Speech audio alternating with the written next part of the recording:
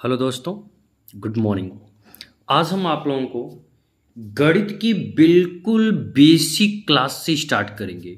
यानी कि इस बेसिक क्लास में हम आपको बताएंगे कैसे जोड़ा जाता है, कैसे गुणा किया जाता है, कैसे माइनस किया जाता है, कैसे भाग किया जाता है, यानी कि सब कुछ आपको बताया जाएगा। तो आज हम बस आपको ये बताएंगे कि गणित क्या है, गणित किसे कहते हैं, दूसरा गणित की शुरुआत कहाँ से हुई है, नंबर से और नंबर सिस्टम, यानी कि यह सब हम आपको बिल्कुल आपको एक तरीके से स्टार्ट करेंगे, एकदम बिल्कुल बेसिक चीज़ से, एकदम इजी से, ताकि अगर नर्सरी से भी बच्चा पढ़ना चाहे कि 1+1 क्या होता है तो वो बताए कि 1+1 क्या होता है, 2 होता है भैया।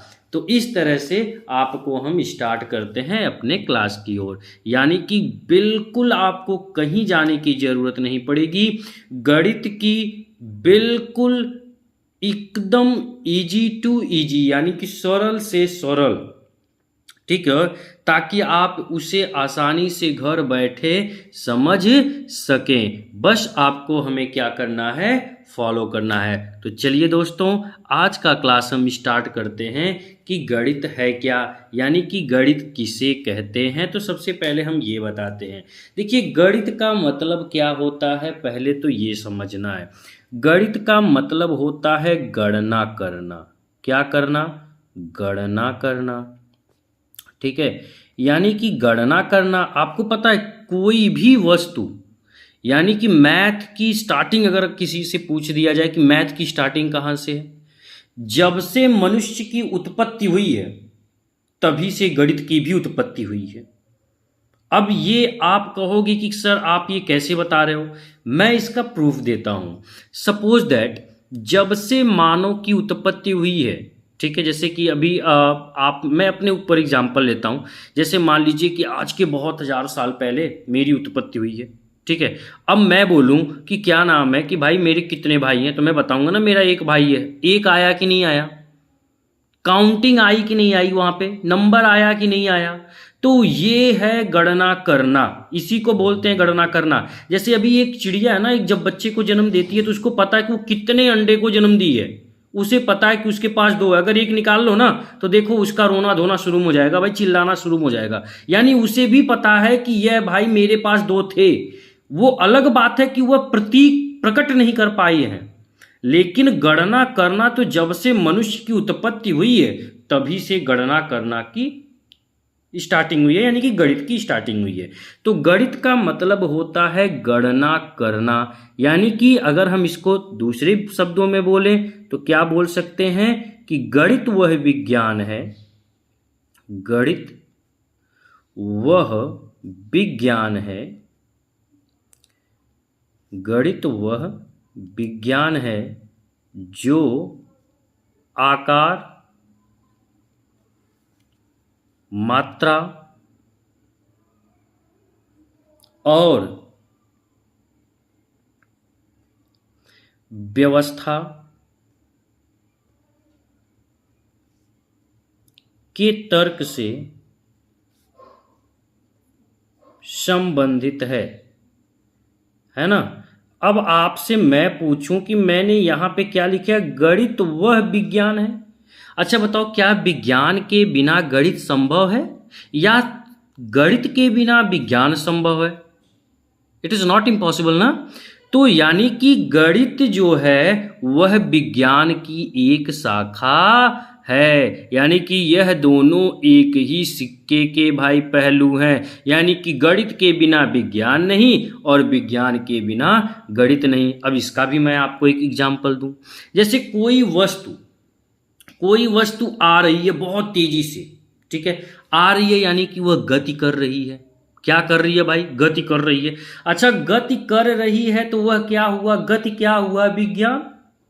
लेकिन कितनी वेग से आ रही है, कितनी वेग से आ रही है, यह क्या हो गया आपका, गणित हो गया। तो यानी कि गणित के बिना विज्ञान क्या है, असंभव है। यानी कि गणित और विज्ञान एक दूसरे के पूरक हैं। तो आपको ये समझना पड़ेगा कि गणित और विज्ञान के बिना कुछ भी इम्पॉसिबल नहीं है। यानी कि जो चीज़ हम काउंट करते हैं, जो चीज़ हम बताते हैं, चाहे उसकी आकार के बारे में, चाहे उसकी मात्रा का बारे में, चाहे उसकी व्यवस्था के बारे में, ठीक है, यानी कि जो हम साइज आपकी उसकी बताते हैं, वही आपकी क्या होती है, गणित होती है। तो गणित में आपको कोई डाउट नहीं होना चाहिए। अगर किसी ने पूछ दिया भाई गणित क्या, तो आप बता ले जाओगे ना गणित क्या है।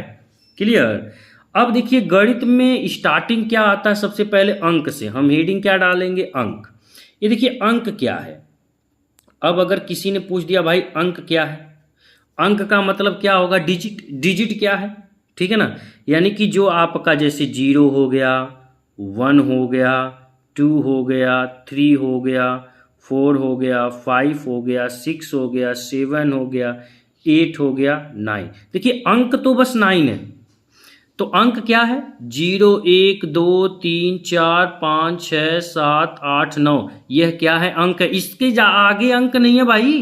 अंक तो आपके बस इतने ही हैं, 0 1 2 3 4 5 6 7 8 9 10। यानी अगर किसी ने पूछ दिया क्या 10 है, नहीं, 10 अंक नहीं है। 10 आपका नंबर में आ जाएगा, अंक में नहीं आएगा। अंक तो सिर्फ और सिर्फ 0 to 9 यानी कि 0 से 9 तक ही है। तो अंक समझ में आ गया। इन्हीं 9 अंकों यानी कि 1 2 3 4 5 6 7 8 9 10 यानी कि इन्हीं 10 अंकों से पूरी की पूरी ब्रह्मांड की जितनी भी संख्याएं हैं, सबका क्या किया गया है, संचालन किया गया है। यानी कि इन्हीं 10 अंकों से पूरी की पूरी नंबर सिस्टम चलता है भाई। तो ठीक है, अगर अब किसी ने पूछा कि अंक क्या है, तो 0 1 2 3 4 5 6 7 8 9 यह आपकी क्या है, अंक है। अंक के बाद क्या स्टार्टिंग होता है, प्राकृतिक संख्या। तो हमारी हेडिंग अगली आ गई, प्राकृतिक संख्या। देखिए बिल्कुल एकदम मैथ को लेके चल रहे हैं भाई। इंग्लिश मीडियम हो, हिंदी मीडियम हो, कोई भी बच्चा हो वह इसको पढ़ सकता है, समझ सकता है। अब प्राकृतिक संख्या क्या है, प्राकृतिक संख्या का मतलब होता है नेचुरल नंबर। अब प्राकृतिक संख्या क्या है आप बताइए। यानी कि गिनती की संख्या को हम क्या कहते हैं, प्राकृतिक संख्या कहते हैं। हम लिख सकते हैं यहां पे कि गिनती की संख्या को, गिनती की संख्या को क्या कहते हैं भैया, प्राकृतिक संख्या कहते हैं। प्राकृतिक संख्या, गिनती की संख्या क्या है, प्राकृतिक संख्या है। ठीक है। अब देखिए गिनती की संख्या को प्राकृतिक संख्या हम क्या कहते हैं, प्राकृतिक संख्या कहते हैं। अब ये प्राकृतिक संख्या है क्या, जैसे मैं एग्जांपल ले लूं, जैसे आपका 1 2 3 4 5 6 7 8 9 10 11 12 13 14, यह गिनती की संख्या ही तो है। तो इसे हम क्या कहेंगे, प्राकृतिक संख्या कहेंगे। अच्छा प्राकृतिक संख्या अगर अब कोई भी पूछ दे कि प्राकृतिक संख्या क्या है, what is a natural number, the counting number of natural number भाई। यानी कि 1 2 3 4 5 6 7 8 9 10 11 12 13 14 15 16 ये सभी आपकी क्या है, प्राकृतिक संख्या है। अच्छा प्राकृतिक संख्या के बाद आपका क्या आएगा, पूर्ण संख्या। क्या है, क्या है, पूर्ण संख्या। यानी कि पूर्ण संख्या किसे कहते हैं। अब अगर किसी ने पूछ दिया भाई पूर्ण संख्या क्या है, पूर्ण संख्या की इंग्लिश होती है होल नंबर। होल नंबर क्या होता है, यानी कि इन्हीं प्राकृतिक संख्या में यदि 0 को शामिल कर लिया जाए तो आप क्या लिखोगे, प्राकृतिक संख्या में 0 को सम्मिलित। देखिए मैं बहुत आपको एकदम आसान कर रहा हूं, आपको इतना बड़ा नहीं कर रहा हूं कि आप उसमें कंफ्यूज्ड हो जाओ। ठीक है, यानी कि उसमें हम क्या कर दें, सम्मिलित कर दें। ठीक है, सम्मिलित कर दें। प्राकृतिक संख्या में 0 को सम्मिलित करना क्या कहलाता है, पूर्ण संख्या कहलाता है। अब पूर्ण संख्या है क्या, जैसे मैं एग्जांपल में ले लूं, जैसे आपका 0 हो गया, 1 हो गया, 2 हो गया, 3 हो गया, 4 हो गया, 5 हो गया, 6, ये सभी क्या है आपकी प्राकृतिक संख्या, वो क्या नाम, पूर्ण संख्या है। ठीक है, तो पूर्ण संख्या में कोई डाउट आपको होगा नहीं ना, तो होना भी नहीं चाहिए। पूर्ण संख्या बिल्कुल आपको समझना है, बिल्कुल एकदम आराम से चलना है। तो पूर्ण संख्या यानी प्राकृतिक संख्या में प्राकृतिक संख्या में यदि 0 को सम्मिलित कर दिया जाए तो वह आपका क्या होगा, पूर्ण संख्या होगा। होगा कि नहीं होगा? अच्छा, अब आप बताइए, मैं आपसे पूछूं कि सबसे छोटी प्राकृतिक संख्या है, आप क्या बताओगे? 1। सबसे छोटी प्राकृतिक संख्या क्या हो गई? 1। अच्छा, अब सबसे छोटी पूर्ण संख्या क्या हो गई? 0। ध्यान दीजिए, ये सबसे छोटी है, सबसे छोटी प्राकृतिक संख्या 1 हो गई, और सबसे छोटी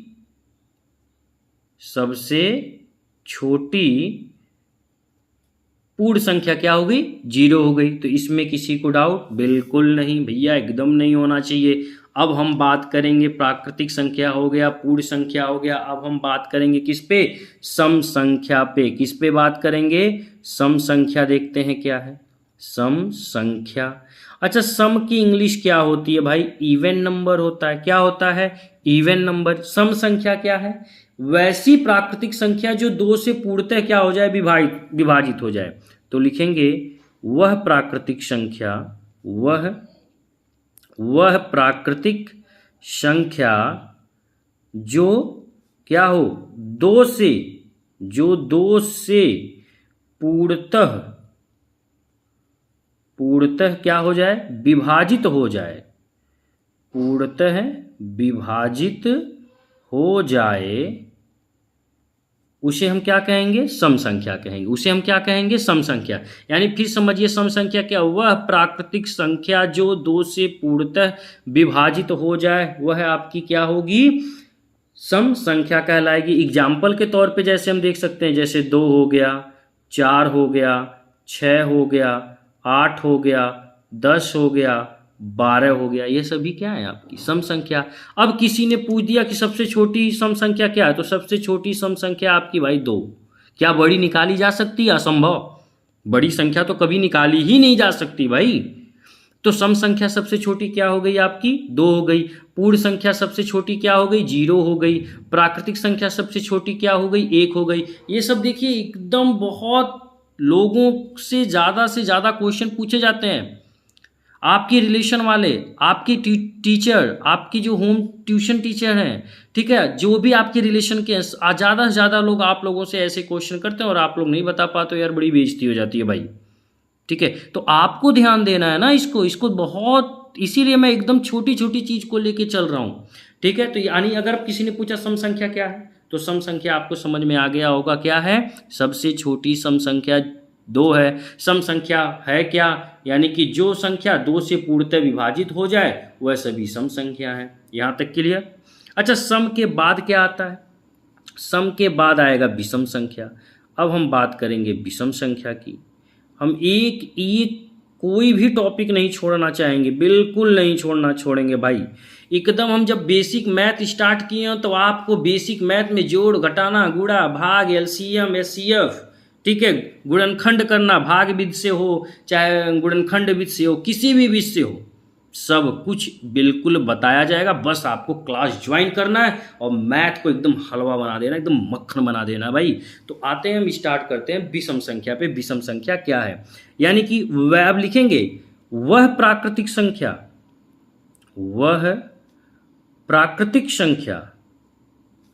ठीक है, वह प्राकृतिक संख्या जो 2 से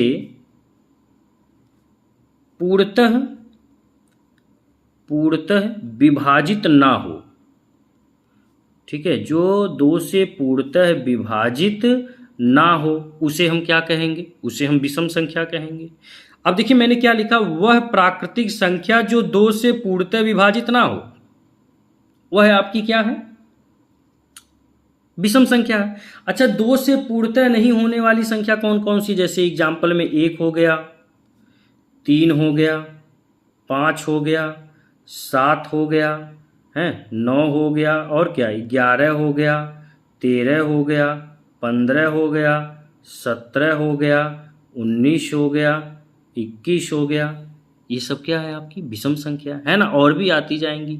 अब अगर किसी ने पूछ दिया भाई कि सबसे छोटी विषम संख्या, तो सबसे छोटी विषम संख्या कहाँ पे है? ये देखिए यहाँ पे है जो रेड चिन्ह है, सबसे छोटी विषम संख्या आपकी क्या हो गई, 1 हो गई। तो विषम संख्या का प्रॉब्लम क्लियर, समस्या खत्म बिल्कुल ना। तो विषम संख्या क्लियर हो गया। अब विषम संख्या के बाद हम आएंगे भाज्य संख्या पर। किस पर आएंगे, भाज्य संख्या क्या होती है इसको देखेंगे। यह सब आपको क्लास 4th से ही पढ़ाया जाता है, इसलिए ये छोटे क्लास से लेकर बड़े क्लास तक के बच्चों को पूरी की पूरी इसकी जानकारी होनी चाहिए। ठीक है, तो आइए देखते हैं भाज्य संख्या क्या है। तो वैसी प्राकृतिक संख्या लिखिए, प्राकृतिक संख्या, प्राकृतिक संख्याएं, ठीक है, जो एक और स्वयं, एक और स्वयं को छोड़कर, ठीक है, छोड़कर किसी भी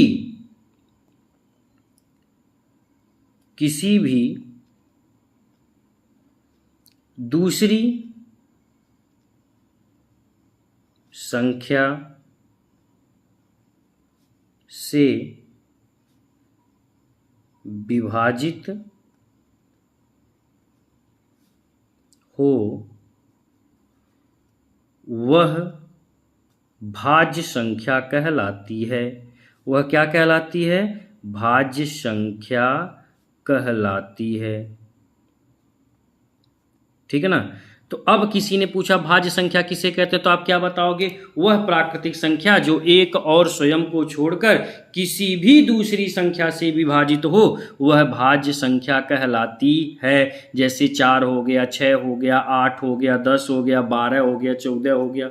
मैं देखो लिख दे रहा हूँ, 4, 6, 8, 10, 9 भी है, 12, 14 इत्यादि ऐसी संख्याएं जो एक और स्वयं को छोड़कर किसी से भी विभाजित हो जाए वह संख्या आपकी क्या होती है, भाज्य संख्या होती है। भाज्य संख्या की इंग्लिश होती है कंपोजिट नंबर। क्या होती है, कंपोजिट नंबर। तो यह आपका नंबर और नंबर सिस्टम में आता है। अब हम भाज्य संख्या के बाद किसकी स्टार्टिंग करेंगे, अभाज्य संख्या के बारे में देखेंगे। किसको देखेंगे, अभाज्य संख्या के बारे में कि अभाज्य संख्या क्या है। अभाज्य संख्या, ठीक है। देखिए अभाज्य संख्या का मतलब क्या होता है, यानी कि ऐसी प्राकृतिक संख्या, लिखेंगे ऐसी प्राकृतिक संख्या, ऐसी प्राकृतिक संख्या जो एक और स्वयं के अलावा किसी,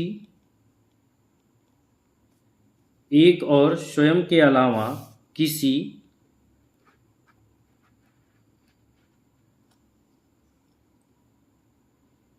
स्वयं और एक के अलावा किसी भी दूसरी संख्या से विभाजित न हो वह आपका क्या होगी, अभाज्य संख्या होगी। यानी मैंने क्या बोला, ऐसी प्राकृतिक संख्या जो एक और स्वयं के अलावा किसी भी दूसरी संख्या से विभाजित ना हो वह आपकी क्या होती है भाई, वह आपकी अभाज्य संख्या होती है। अब अभाज्य संख्या में कौन कौन सी आ जाएंगी, एग्जाम्पल के तौर पे जैसे 2 हो गया, 3 हो गया, 5 हो गया, 7 हो गया, 11 हो गया, 13 हो गया। अब ये ऐसे बहुत सारे हैं, ठीक है। तो यानी यह सब किससे विभाजित होंगी, या तो स्वयं से विभाजित होंगी या तो एक से विभाजित होंगी। तो ऐसी प्राकृतिक संख्या आपकी क्या हो गई, अभाज्य संख्या हो गई। यानी जो सिर्फ और सिर्फ एक से कटे और खुद से कटे, ठीक है, वह आपकी क्या हो गई, अभाज्य संख्या हो गई, जिसकी इंग्लिश होती है प्राइम नंबर। क्या होती है भाई, प्राइम नंबर, ठीक है। अब देखिए अभाज्य संख्या हो गई। अब इसी तरह आपका आएगा जुड़वा अभाज्य संख्या। क्या आएगी? जुड़वा अभाज्य संख्या। थोड़ा सा ये भी देखते हैं। यह आपका जुड़वा अभाज्य पूछा जाता है भाई, सीटेट में पूछा जाता है, यूपीपी में पूछा जाता है, ठीक है ना। इसलिए इसको ध्यान से देख लीजिए कि यह आपका क्या है, जुड़वा अभाज्य। इसकी हम क्या हेडिंग डालते हैं? जुड़वा अभाज्य। हम देखिए कोई भी टॉपिक बिल्कुल जब बेसिक स्टार्ट किए हैं तो एकदम छोटे लेवल से स्टार्ट करेंगे ताकि एकदम छोटा सा छोटा बच्चा भी उसको पढ़ ले, ठीक है ना। तो अब देखिए जुड़वा बच्चा क्या होगी, यानी कि दो अभाज्य संख्याओं के बीच का अंतर क्या हो, 2 हो। आप सीधे लिख सकते हो जिन दो अभाज्य, देखिए मैंने लिखा अभाज्य का मतलब अभी बताया जो किसी से विभाजित ना हो। जिन दो अभाज्य संख्याओं